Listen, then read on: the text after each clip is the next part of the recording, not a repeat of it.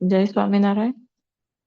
શ્રીજી મહારાજ બાપા શ્રી અનંત અનાદિ મહામુક્તો અનાદિ મુક્તરાજ પરમ પૂજ્ય શ્રી નારાયણ મામા અને અનાદિ મુક્તરાજ પરમ પૂજ્ય શ્રી લીલામા સિંહ દિવ્ય સભામાં બિરાજિત સર્વે મુક્તોને મારા કોટાન કોટી વંદન સાત ખૂબ હેતપૂર્વક જય સ્વામી. આપણે સરિતા પ્રકરણ થોડું લાંબુ છે, એટલે મામા આપણને હવે જે વાત કરે છે ને એ આપણે બધા અત્યારે જે આપણે સભામાં બોલીએ છીએ અને જે કરીએ છીએ તો એ કેવી રીતે બોલવું અને શું આપણી તૈયારી હોવી જોઈએ એના માટેનું આખી ગાઈડલાઈન મામાએ આપણને આપી છે કે કેવી રીતે આપણે ધારો કે કોકને કંઈક કેવું હોય, આપણે બધાને એમ એક આમ હોય છે કે આપણે બધાને મહારાજ સર્વોપરી છે એ આપણે બધા લોકોને આપણે સમજાવીએ, કારણ કે બાપા પણ એમ કહે છે કે એક જીવને ઉધારે તો એક પ્રમાણ ઉગાર્યાનું ફળ મળે. એટલે આપણને બધા એની એમ હોય છે કે આપણે મહારાજને સર્વોપરી જેમ છે એમ બધાને આપણે જીવોને ઓળખાવીએ. તો આપણે જો ઓળખાવવા હોય તો મામા કે છે એના જેવી તો બહુ કોઈ મોટી સેવા જ નથી. જો એ આપણને બરાબર પણ એ કેવી રીતે કરવી જોઈએ કે એ આપણે કરવું તો કેવી રીતે કરવું, તો કે સૌથી પહેલા તો કે આપણને વચનામૃત બરાબર આવડવું જોઈએ.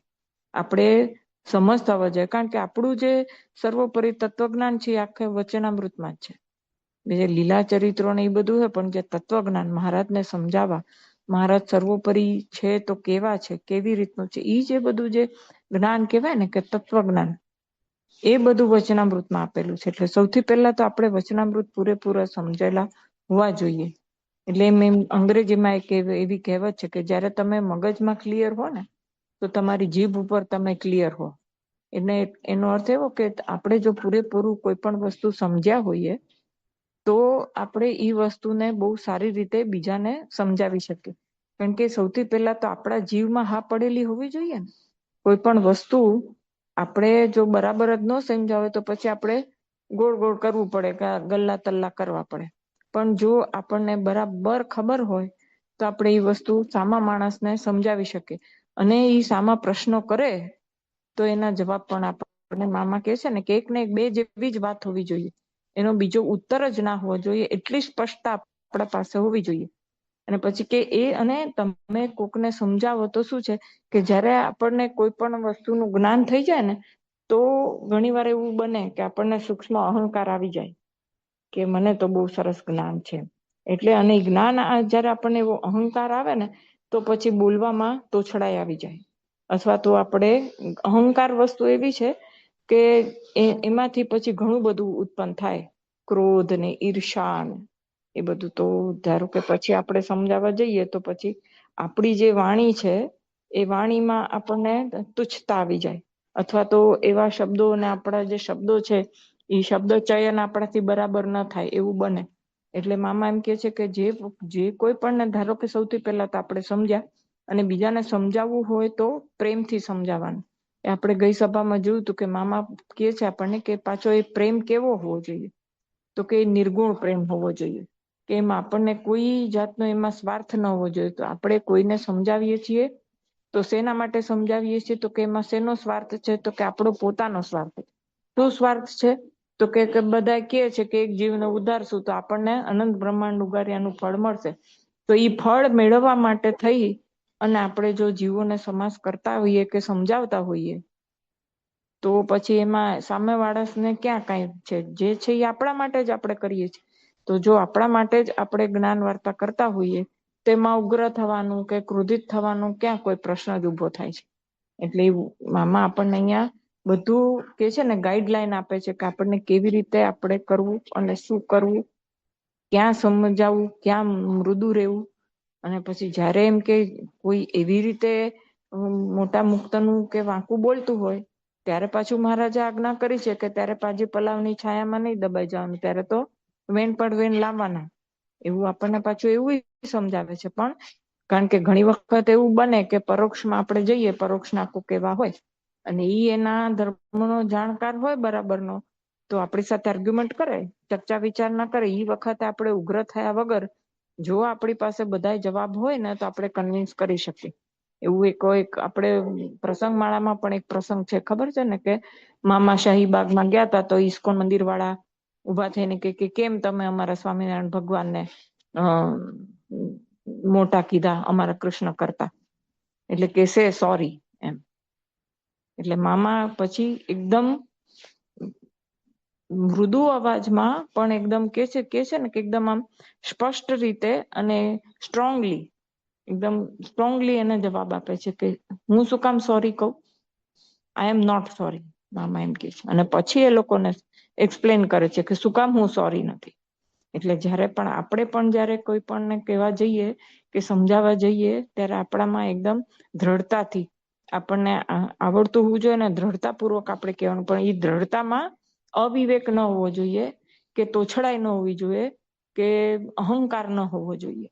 એટલે મામા એમ કે છે કે અને ધારો કે અને એના પછી હવે મામા શું કે છે આપણે જોઈએ કે આપણે જો વેવલા થઈએ તો સત્સંગ સુધરશે. હવે વેવલા, અહીંયા મામા વેવલા શબ્દ એના માટે કે છે કે આપણે મોબત્યા થઈ જઈએ. ધારે કે કોઈ એવા પ્રતિષ્ઠિત વ્યક્તિ હોય અને અથવા તો આ લોકમાં કોઈક એવા હોય, ભલે પરોક્ષ ના હોય પણ મોટા કહેવાતા હોય કે બીજા, અથવા તો આપણે સત્સંગમાં પણ ચાલો કે સત્સંગમાં પણ આપણે ઉપાસના શુદ્ધિ કેવું કાંઈક આપણે સમજાવવાનું થાય અને એવા સમયે જો આપણને મોબત્યા થઈ જઈએ કે એનું માન જાળવવામાં જો સાચું બને ઈ કે એમ આપણે હાયે હા કરી દઈએ તો આપણે જે સાચું જ્ઞાન છે આપણે કરી ના શકીએ. એટલે કે પ્રેમ પૂર્વક આપણે એને સમજાવવું. મોબત્યા થઈને એવા વેવલા જો આપણે થઈને કેવા જાશું તો મામા કે છે તો સત્સંગ સુધરશે? આપણે નહીં સુધરીએ. જો આપણો સ્વભાવ એવો હોય કે જે કોઈ પ્રતિષ્ઠિત વ્યક્તિ હોય કે મોટી વ્યક્તિ હોય એની સામે આપણે દબાઈ જઈને એની હાયા કરીએ તો એવા જો વેવલા થઈએ અને આપણે એમ કે આપણે બીડું ઝડપ્યું છે કે આ સત્સંગને સુધારવો છે કે અથવા તો આપણે બધા લોકોને મહારાજ સર્વોપરી છે, ઓળખાણ મહારાજ કેવા છે એ ઓળખાવા છે, તો એનો અર્થ જ એ છે કે જો આપણે મોબત્યા થઈને આપણે બીજાની હાયા હા કરીએ તો આપણે ન સુધરીએ. આપણે આજ્ઞા ઉપાસનામાં આપણે જો બરાબર ન હોઈએ તો આપણે કેવી રીતે કોઈને બીજાને કહી શકીએ? એટલે મામા કે છે કે જો વેવલા થાશું તો કોઈ કાર્ય કાંઈ ન થાય. એટલે થોડું નિર્ભય રહેવું પડે, પણ એ બધાય કરતા સૌથી પહેલા તો આપણે જે જ્ઞાન કરવા બેસીએ છીએ એની ચોખવટ મગજમાં આપણને પૂરેપૂરી હોવી જોઈએ. ને ન હોય તો પછી ઈ વખતે એમ કહેવાય કે આનો જવાબ અત્યારે નથી પણ હું પૂછીને તમને કહીશ ખરી. અત્યારે છે મારી પાસે, મારી પાસે એવા વ્યક્તિ છે જેને હું પૂછીને કહું. કારણ કે અમુક એવા બહુ બુદ્ધિશાળી વ્યક્તિઓ હોય અને આપણને કહે તો આપણી પાસે ઘણી વખત જવાબ ના હોય, એવું પણ બને. એટલે મામા એમ કે છે કે જો આપણે વેવલા થઈએ તો સત્સંગ સુધરશે? આપણે નહીં સુધરીએ. સત્સંગની તો વાત બાજુ પર રહી, પણ આપણે જે આપણી પ્રાપ્તિ કરવા માટે આપણે જો ગયા હોય તો આપણે જ ન સુધરીએ તો બીજાને શું સુધારી શકીએ? આપણે સુધરીને સુધારવા જવું એમ મહારાજે લખ્યું છે. હવે આપણે સુધરીને સુધારવા જવું એટલે આપણે શું સુધરવું? સૌથી પહેલા તો કે આપણી આજ્ઞા ઉપાસના, આપણી ઉપાસના ચોખ્ખી છે ખરી? આપણને અંદરથી એમ છે કે હા મહારાજ સિવાય કોઈ નહીં, મહારાજ સર્વોપરી, એ ભગવાન એક જ છે. મામા કે છે ને કે ભગવાન તો એક જ હોઈ શકે, ભગવાન તો બીજા કોઈ હોય જ ન શકે. એટલે ભગવાન એક જ છે, સર્વોપરી છે, પરમ તત્વ પરમેશ્વર જે છે એ પૂર્ણ પુરુષોત્તમ, ઈ આપણા સ્વામિનારાયણ ભગવાન છે. એવી સૌથી પહેલા આપણને ખબર છે. આપણે સુધર્યા છીએ ખરા? આપણી ઉપાસના ચોખ્ખી છે ખરી? આપણે નિર્ભય થઈ ગયા છીએ ખરા? આપણે મહારાજને જેમ છે એમ ઓળખીએ છીએ ખરા? સૌથી પહેલા કે છે ને કે સૌથી પહેલા આપણે આપણી જાતને જોઈ પછી બીજાનો ઉપદેશ કરવા જવું. ખરેખર તો ઉપદેશ જેવું કઈ હોય જ નહીં, આપણે વાતોચીતો જ કરવાની હોય. ઉપદેશ તો આપવાનો આપણને અધિકાર જ નથી જ્યાં સુધી આપણને કોઈ અંદરથી પ્રાપ્તિ ન થઈ હોય ત્યાં સુધી. પણ આપણે જે કોઈ પણ આપણે બીજાને વાત કરવા જઈએ તો એ આપણે પેલા અંદર ઉતારી હોય જીવનમાં તો એ બીજાને અસર કરે, નહીતર તો અસર જ ના કરે. આપણે ગમે તેમ હોય કે સગવડિયો ધર્મ હંમેશા અપનાવી લેતા હોઈએ અથવા તો આપણામાં જ ન હોય તો એ શું થાય કે ધારો કે એ વ્યક્તિ આપણને વિરોધ ન કરી શકે એવી હોય કદાચ, તો એ આપણી સામે બોલે નહીં. પણ એ આપણા જે વચનો હોય એની અસર એના જીવનમાં થાય નહીં. આપણું બોલેલું એને કોઈ અસર, એટલે કે ને કે અસર ના કરે. કારણ કે આપણે જો મોટા પુરુષના કોઈ પણના પરોક્ષમાં હોય કે આપણા સંપ્રદાયમાં પણ હોય, આપણે મામાના વચનો અત્યારે વાંચીએ છીએ તો કેવું જીવમાં આમ હા પડીને આમ ટાઢો શેરડો પડે ને શાંતિ શાંતિ થઈ જાય. બળના વચનો વાંચીએ તો આપણને બળ મળે. મહારાજના મહિમાના વચનો વાંચીએ તો આપણને કેવું થઈ જાય. એટલે ભાઈ એ ઘણી વખત આપણને સમજાવે છે ને કે મામા મૂર્તિ બોલે ને આપણે મૂર્તિ બોલીએ, એમાં કેટલો બધો ફરક. એમ જ્યાં સુધી આપણે કોઈ પણ વસ્તુ જીવમાં ન ઉતારી હોય કે આપણે પૂરેપૂરા સુધરા ન હોઈએ, હા કદાચ આપણે એકદમ પૂર્ણ ન થઈ ગયા હોય, કારણ કે સુધરવું એટલે શું કે મહારાજના જે કાંઈ પણ ગુણો છે એ આપણામાં આવિર્ભૂત થયેલા હોવા જોઈએ. તો અત્યારે તો એ તો શક્યતા નથી, કારણ કે આપણે પોતે પણ સાધક હોઈએ, પણ આપણે એ માર્ગે પ્રયત્ન તો કરતા હોવા જોઈએ ને, કે હા ભાઈ ચાલો મારામાં ક્રોધ છે તો ક્રોધ દૂર કરવાના જો આપણે પ્રયત્ન કરતા હોઈએ તો સામા માણસને આપણે એમ કહી શકાય કે ક્રોધ ન કરવો એ સારી વસ્તુ નથી. પણ આપણે જેમ તેમ બોલતા હોઈએ, અહંકારમાં ચૂર થઈને જેમ બીજાને સામા માણસને અપમાનિત કરતા રહેતા હોઈએ, અથવા તો અપમાન ન કરતા હોઈએ અને પોતાનું ધાર્યું બળજબરી પૂર્વક કરાવીએ, એ એક જાતનું ઓલું જ કહેવાય. એટલે આપણે પેલા સુધરવું પડે અને પછી મામા કે છે સુધારવા જવાનું, તો એની અસર થાય અને તો લોકો આપણે જે કરવા માંગીએ છીએ, અથવા તો મહારાજ અને મુક્તો જે કહે છે કે સત્સંગ વધારવો કે અથવા સત્સંગ સુધારણા કરવી, એ શક્ય બને. નહીતર શક્ય બને નહીં. એટલે જ મહારાજે કહે છે કે લખી નાખ્યું શું છે કે પ્રેમ કે પરયંક પર પ્રભુ કરત સુખાહારા. એટલે મામા ઉપર આપણે આગલા પેરેગ્રાફમાં કીધું ને કે કોકને સમજાવવું હોય તો પ્રેમથી સમજાવવાનું. એટલે આપણી અંદર પ્રેમ તો નિષ્પન્ન થયેલો હોવો જોઈએ ને. અહંકાર ને ક્રોધ ને એવું બધું હોય તો પ્રેમ આપણા હૃદયમાં નિષ્પન્ન ના થયેલો હોય. તો જો પ્રેમ જ અંદર નિષ્પન્ન થયેલા ન હોય તો બહારે વ્યક્ત કેવી રીતે થાય? એટલે જે કોઈ પણ, ધારો કે આપણે એમ કહીએ કે હું તો કોઈને પર ક્રોધ નથી કરતી, પણ ક્રોધ નથી કરતા તો પ્રેમે નથી ને.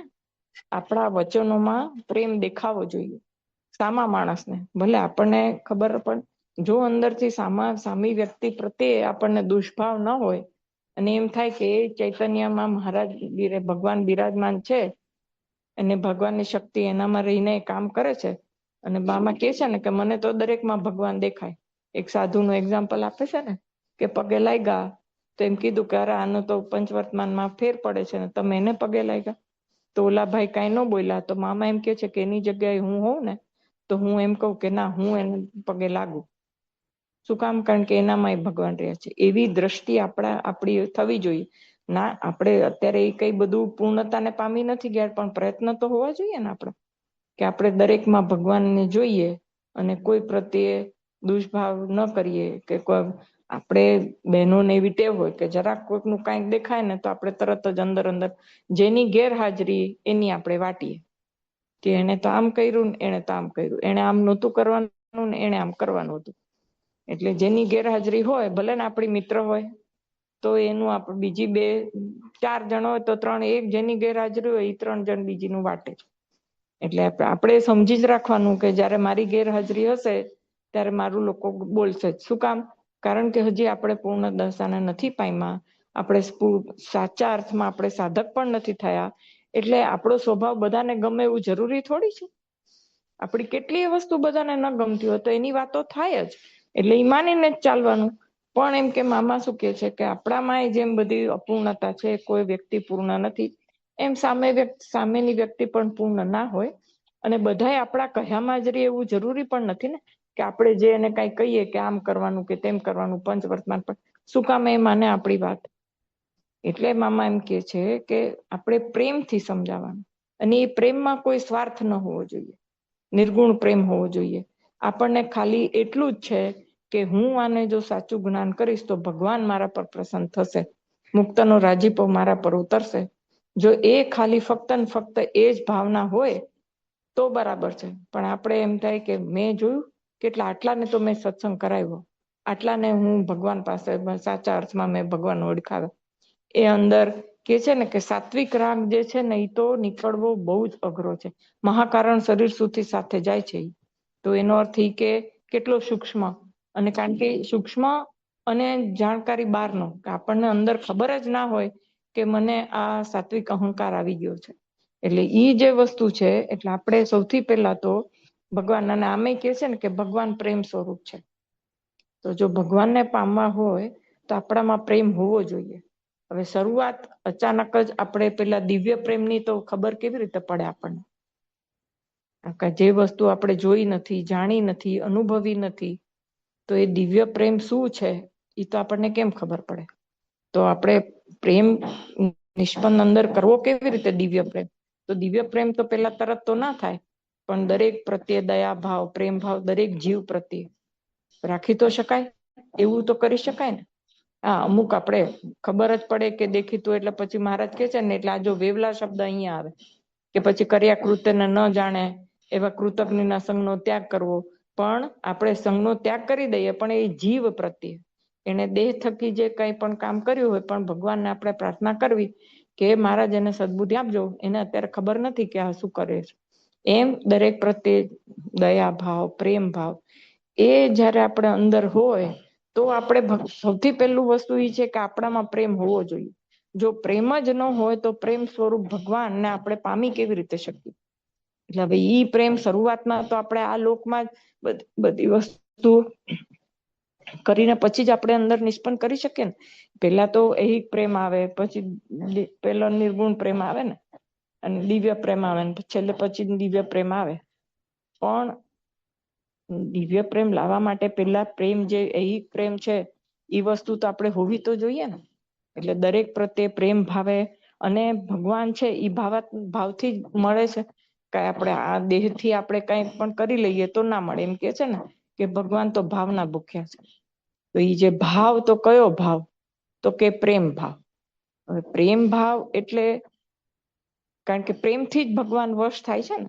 આમ બધું આપણે જોઈએ તો બધું કરવામાં આપણે કરવાનું છે શું? ચાલો આપણે ધ્યાન કરતા હોઈએ તો ધ્યાન કરીને આપણે મૂર્તિ સિદ્ધ કરવાની. એટલે શું?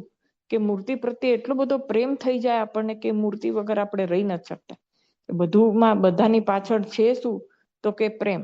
તો એટલે માં પછી અહીંયા મુક્તાનંદ સ્વામીનું આ જે છે ને એની કડી બોલે છે કે પ્રેમ કે પર્યંક પર પ્રભુ કરત સુખારામ. પ્રેમ રૂપી જે પલંગ છે, આપણે જે આપણો જે પ્રેમ છે, એ પ્રેમના પલંગ ઉપર ભગવાન આરામ કરે છે સુખના. કારણ કે આપણા હૃદય આકાશમાં ભગવાન બિરાજમાન થાય છે. એના પર પ્રભુ કરત સુખારામ. પ્રેમ રૂપી પર્યંક એટલે પલંગ. માં સમજાવે છે આપણને કે આપણામાં પ્રેમ હોવો જોઈએ, અને એમાં ભગવાન આરામ કરે છે. કે જેના હૃદય આકાશમાં પ્રેમ હશે તો એમાં ભગવાન આવીને નિવાસ કરશે. એટલે મારા મુક્તો મારી મૂર્તિ રૂપી પ્રેમ, મૂર્તિનો જે, કારણ કે મૂર્તિ છે એ પ્રેમ સ્વરૂપ છે, એમાં દિવ્ય સુખ માણે છે. હું પ્રેમ સ્વરૂપ છું. ભગવાન એમ કે છે કે હું પ્રેમ સ્વરૂપ છું.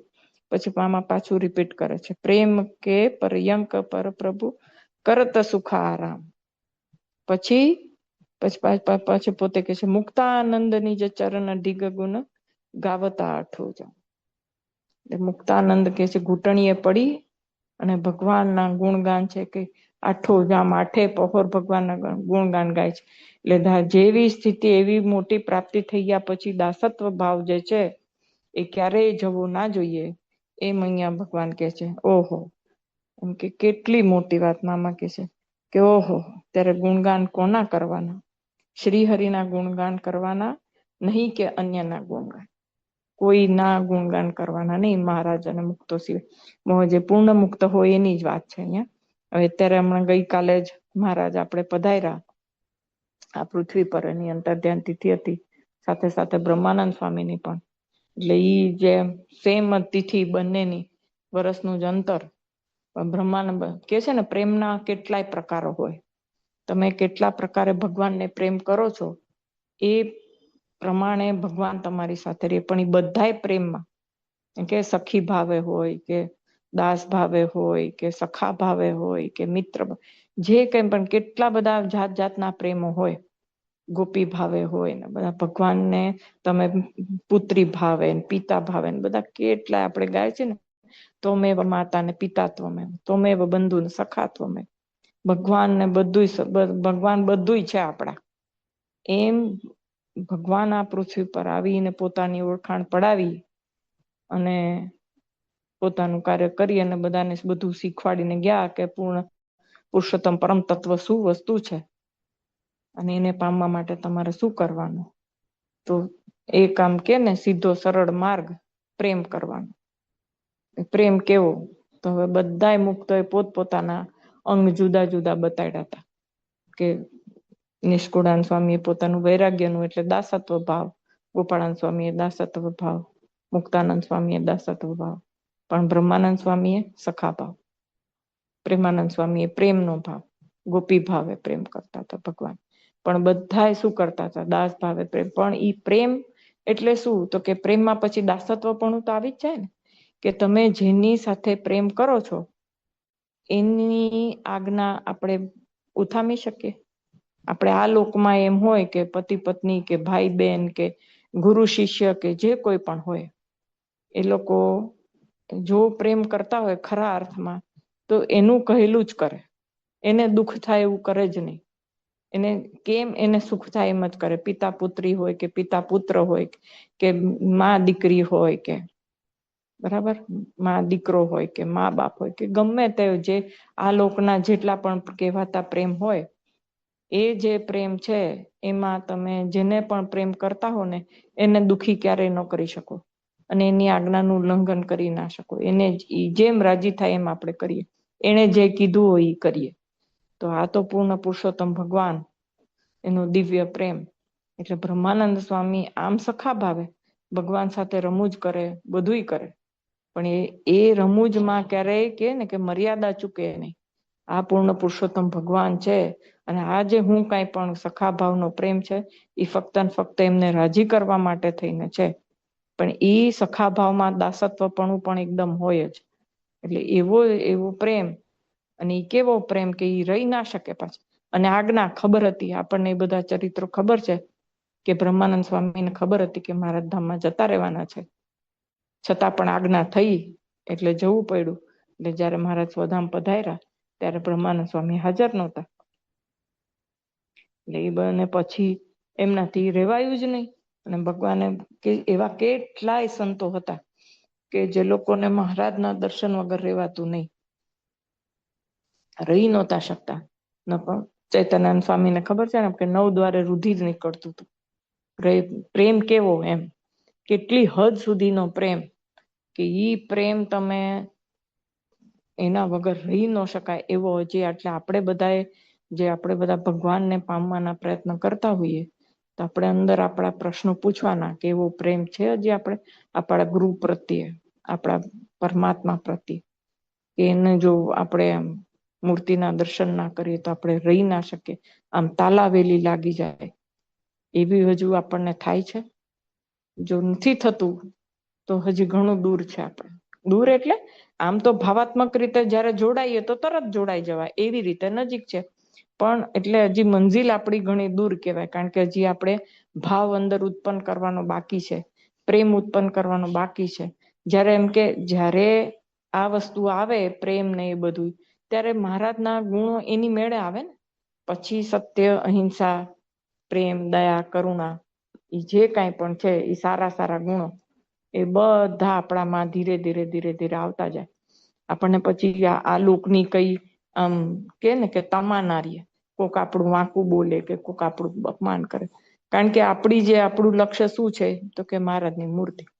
હજી જો આપણે બીજી બધી ત્રીજી વાતોમાં આપણને રસ પડી જતો હોય તો હજી ક્યાં આપણે ભગવાનને ખરા અર્થમાં પામવા છે. જો પામવા હોય તો બીજી વાતમાં રસ પડે નહીં. એટલે આપણને હજી આપણે બરાબર આપણે પ્રયત્નોમાં જ છીએ. અને આમ જોવા જઈએ તો એ પૂર્ણ પુરુષોત્તમ અનંત કોટી બ્રહ્માંડના અધિપતિ, આપણે એને શું સાધન કરીને રાજી કરી લઈએ? કોઈ સાધન નહીં.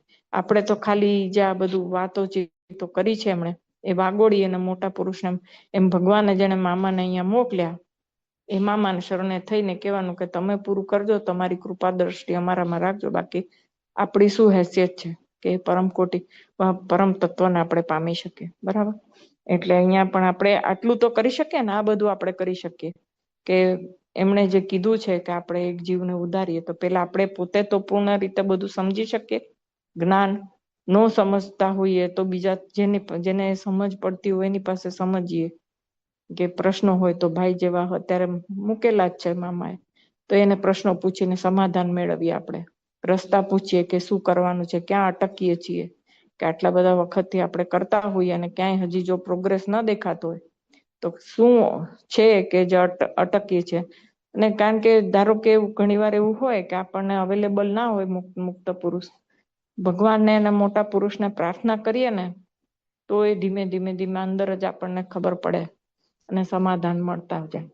એટલે આપણે ઈ પ્રયત્નમાં હંમેશા રહેવાનું કે આપણે અંદર પોતાની જાતને જ પેલા પૂછવાનું કે આપણે બરાબર છીએ, તો પછી સામા માણસને વાત કરવાની. એટલે આપણી આજ્ઞા ઉપાસના આપણે ચોખ્ખા છે, આપણને ભગવાન પ્રત્યે પ્રેમ છે. ભગવાન પ્રત્યેનો પ્રેમ તો પછી, પણ આ લોકમાં દરેકે દરેક વ્યક્તિ પ્રત્યે આપણને પ્રેમ છે. હજી કુથલી ને એવા બધામાં ઈર્ષા, દ્વેષ, ક્રોધ એ બધામાં રસ પડે છે.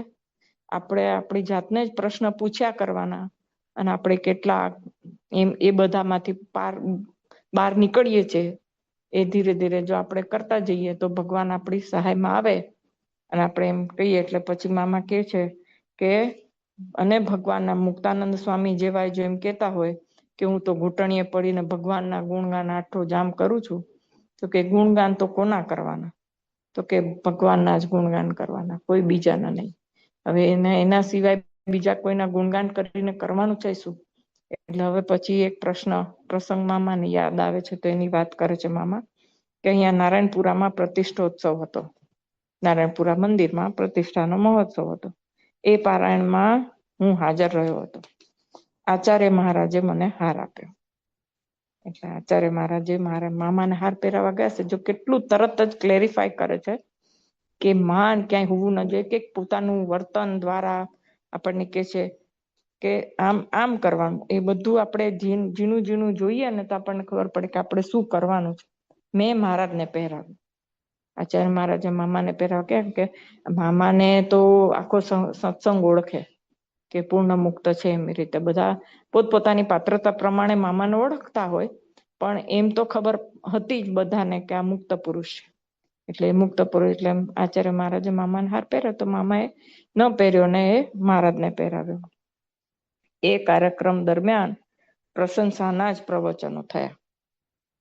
હવે આપણે બધા જોઈએ છીએ કે સામાન્ય રીતે આવા બધા જે પ્રસંગો હોય, મોટા મોટા જેને દાન દીધા હોય એના વખાણ કરે, બીજા ત્રીજાના વખાણ કરે, એવી રીતે બધું ચાલ્યા કરે. એટલે કે છે ને આલો માલાને વખાણે, માલો આલાને વખાણે, બધા એકબીજાના વખાણ કર્યા કરે. એટલે મામા એમ કે છે કે ગુણગાન પેલા જ પોતે બોલી ગયા કે ગુણગાન કોના કરવાના, તો એક પૂર્ણ પુરુષોત્તમ નારાયણના જ ગુણગાન કરવાના હોય. મુક્તાનંદ સ્વામી જેવા આઠો પહોર ઢીચણીએ પડીને ભગવાનના ગુણગાન કરતા હોય એવું થવું જોઈએ. પણ કે આ મોટે ભાગે એમ કે આ લોકના જે કાર્યક્રમો હોય એમાં આવું બધું થતું હોય છે. એટલે કે છે કે ભગવાનના ગુણગાનનું તો નામ ન મળે. બધા પ્રશંસા જ કર્યા કરે ને કે ફલાણા ભાઈ આમ. આપણને ખબર છે કે એવા કાર્યક્રમોમાં શું હોય, તો કે દાન આપ્યું હોય એના વખાણ કરે, વક્તા હોય એના વખાણ કરે, કોક કઈક બોલી ગયું હોય સારું તો એના વખાણ કરે. એમ એક વાર કોઈ કે મહારાજ વિશે બે શબ્દ કીધા તો મારા કાનને ઠીક લાગ્યું. એટલે હવે કે મામાને શું 24 કલાક અખંડ મહારાજના સુખમાં જે લુપ્ત રહેતા હોય એને શું, પણ એમ કે મહારાજના શબ્દો સાંભળવા માટે આપણા કાન કેટલા બધા તત્પર રહેવા જોઈએ એ આપણને મામા અહીંયા શીખવાડે છે. કે કોઈ પણ આપણે સભામાં જઈએ તો ત્યાંથી આપણે શું ગ્રહણ કરવાનું, તો કે મહારાજની વાતો ગ્રહણ કરવાની. આપણા ચૈતન્યનું રૂડું કેમ થાય, આપણે જીવમાં મહારાજની મૂર્તિ કેમ પધરાવી શકીએ, જો એવી વાતો ક્યાંય પણ થતી હોય તો એ આપણા કામની ને. બાકી હવે આવું બધું જે હોય એમાં આપણને શું ઉપયોગ એમ. એટલે જો કથામાં પણ શું થવું જોઈએ એ પણ અહીંયા મામા આપણને શીખવાડે છે કે કોઈ પણ જગ્યાએ આવો ઉત્સવ હોય તો ઉત્સવમાં શું થવું જોઈએ, મહારાજની વાતો થવી જોઈએ, મહારાજના ગુણગાન થવા જોઈએ ને એ બધું થવું જોઈએ. આપણને બી કે છે સાંભળવાનું શું ગમવું જોઈએ, તો કે મહારાજના ગુણાનું વાત થતા હોય તો એ બધું આપણને ગમે. એમ લાગ્યું કે 2 કલાકનો સમય વ્યર્થ ગયો. ખાલી કોક એકાદ જણે કંઈક મહારાજની વાત કરી હશે તો એ મામાને ગમી. બાકી તો એમ કે મારો 2 કલાક, એટલે આપણને એમ કહેવામાં શીખવે છે મામા કે આવું ક્યાંય જઈએ અને જો કાંઈ ઉપયોગમાં ના આવે તો એવો સમય વેડફ્યો કહેવાય ને. જો મહારાજના વચનો અને મહારાજના ગુણાનુવાદ થતા હોય તો બરાબર છે કે હા ચાલો મહારાજની કથા થઈ, મહારાજ વિશે આપણે આટલું જાણ્યું. કોક સંત હોય કે કોક બીજા વક્તા હોય તો એ પોતાના પ્રમાણે મહારાજના જે બધા હોય પ્રસંગો, લીલા ચરિત્રો કે કાંઈ પણ પોતાની રીતે મૂલવે તો આપણને કંઈક નવું જાણવા મળે. પણ ખાલી એકબીજાના અંદર જ ગુણાનુવાદ થયા કરતા હોય, વખાણ, તો એનો શું અર્થ? એમ મામા એમ કે છે. તો બધાના શું કામ ગુણગાન કરીએ? પરમાત્માના ગુણગાન કરવાના. એવું થાય તો પ્રસિદ્ધિનો રાગ બેસી જાય. 4 વખત કોક વખાણ કરે તો હંભીકું છે એવું થઈ જાય. એટલે કે ભગવાનના ગુણગાન કરીએ તો કોઈને કાંઈ અહંકાર આવે નહીં. આપણે ઘણી વખત જોઈએ છે કે કોકે બહુ મોટું દાન કર્યું હોય તો કે દાદા ખાચર છે, દાદા ખાચર જેવા છે.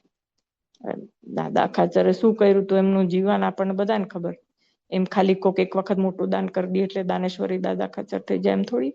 એટલે આવા બધા ઉપનામો બધા એમ મોટી વધારીને બધી વાતો બધા કરતા હોય એમ વખાણ. એટલે પછી જો આવું કરે એટલે આમાં શું થાય કે જેના વખાણ કરે એ મનમાં ફૂલાય એટલે એને પ્રસિદ્ધિનો રાગ આવે. તો એ તો ઉલટાને આપણે એનો દ્રોહ કર્યો કહેવાય ને, કે એનો અહંકાર પેઠો તો ઉલટાનું આપણે દુર્ગુણ ગાયલો એનામાં. પ્રસિદ્ધિનો રાગ પેસી જાય તો વખાણી ખીચડી દાંતે ચોટી જેવું થઈ જાય. એને પછી એ સંભાર કર્યા કરે ખીચડી જ્યાં સુધી દાંતમાં ચોટેલી હોય ત્યાં સુધી. એટલે પછી મામા શું કે છે, એ તો ઉલટો દ્રોહ કર્યો કહેવાય. માટે પ્રશંસા અન્યની પણ મર્યાદામાં રહીને કરવી. હા, કોકે બહુ દાન આપ્યું તો પ્રશંસા કરવાની છે એવું નથી કે, કારણ કે અમુક પ્રતિષ્ઠિત વ્યક્તિને જો તમે ના કરો તો એ લોકોને ગમે નહીં. અને વ્યવહારમાં રહ્યા હોઈએ એટલે એ બધું પણ કરવાની મહારાજે છૂટ જ આપી છે. એવું નથી કે નથી આપી, પણ એમ કે મર્યાદામાં રહેવાનું. જે કાંઈ પણ હોય અને એમાં પછી મહારાજની વાતો જ નહીં કરવાની કે આખો પ્રસંગ જ એના એકબીજાના વખાણ કરવામાં જતો રહે. તો એવું અહીંયા મામા આપણને બધું શીખવાડે છે કે આ શું આપણે કરવું જોઈએ. આપણે બી ક્યાંક ગયા હોઈએ કોકને ત્યાં, તો પછી પ્રસંગમાં આણે આમ સેવા કરીને આણે આમ કર્યું માં મહારાજની વાતો થાય જ નહીં. તો એ સમયનો આપણે જે સમય ફાળવીને જેના માટે ગયા હોઈએ એ આપણે આપી ન શકીએ, અથવા તો કોઈ આપણને આપી ન શકે, કે આપણે કંઈક મેળવી ના શકીએ, તો એ સમય બરબાદ થઈ ગયો મામા એમ કે છે. એટલે કે છે કે એવું નહીં કરવાનું. આ તો એવી ચલાવે કે ભગવાનને તો ક્યાંય ભૂલી જાય. એ વખાણ કરવામાં મહારાજને ભૂલી જાય, કારણ કે વખાણમાં મહારાજ ક્યાં આવે? જો મહારાજના ગુણાનુવાદ થતા હોય તો મહારાજની વાતો આવે, તો મહારાજના લીલા ચરિત્રો આવે કે મહારાજે આમ કર્યું કે તેમ કર્યું. કે પણ જયારે વખાણ જ કર્યા કરવાના હોય એને કે તમે તો આવા ને તમે આવા સેવા ભાવી, આણે આમ સેવા કરીને બધાને પછી એક ના નામ લઈને બધાને બોલાવાના ને એ બધું જે કરવાનું, તો પછી એમાં જ સમય પસાર થઈ જાય તો પછી ભગવાનની વાતો ક્યારે થાય? તો આજે બધા જ આટલા મોટા પ્રસંગોમાં જે બધા આવ્યા હોય એને કઈ મળે નહીં ને. ખાલી એકબીજાના વખાણ કરે કે આને આટલું દાન કર્યું ને આણે આમ કર્યું કે આણે આટલી સેવા કરી, તો એમાં જે આવનાર જે બધા બેઠા હોય ત્યાં એને કે જેના વખાણ થાય છે એને કોઈને ફાયદો થતો નથી. એટલે એવું જેમ ઓલો મોટો યજ્ઞ થયો એમાં મહારાજ ભૂખ્યા રહ્યા આખો દી, એમાં ને એમાં કાઢી નાખ્યો. નાનપણનો મહારાજનો ચરિત્ર છે ને એમાં કે બધા મહારાજને ભૂલી ગયા અને મહારાજને જમાડવાનું પણ ભૂલી ગયા. એટલે એવું કે છે કે એમાં જયારે આપણે બહુ ક્રિયારૂપ થઈ જાય ને તો ભગવાન ભૂલી જવાય. એટલે મહારાજ ના પાડે છે કે એવું નહીં કરવાનું, કે મહારાજને જેના માટે તમે એ બધા પ્રસંગ કર્યા હોય એને જ ભૂલી જાઓ તો એનો કોઈ અર્થ નથી. એટલે મહારાજે આ લખી નાખ્યું. હવે બીજી વાતો પછી સહજાનંદ સ્વામી મહારાજની જે આ પ્રવચન ઘણું મોટું છે, એટલે મામા ઘણા બધા વિષયો પર વાત કરી છે આમાં. એટલે અત્યારે મારો બી અત્યારે સમય પૂરો થઈ ગયો છે. બાકીનું પછી મામા કે છે એમ બાકીનું પછી બીજી વખત. સહજાનંદ સ્વામી મહારાજની જય. બાપા શ્રીની જય. સદગુરુઓ શ્રીની જય. સ્વામિનારાયણ ભગવાનની જય. બોલવામાં કઈ ભૂલચૂક થઈ હોય તો હૃદય મોટું રાખીને ખુલ્લા દિલે બધા મને રાજી થઈને માફ કરી દેજો. જય સ્વામિનારાયણ.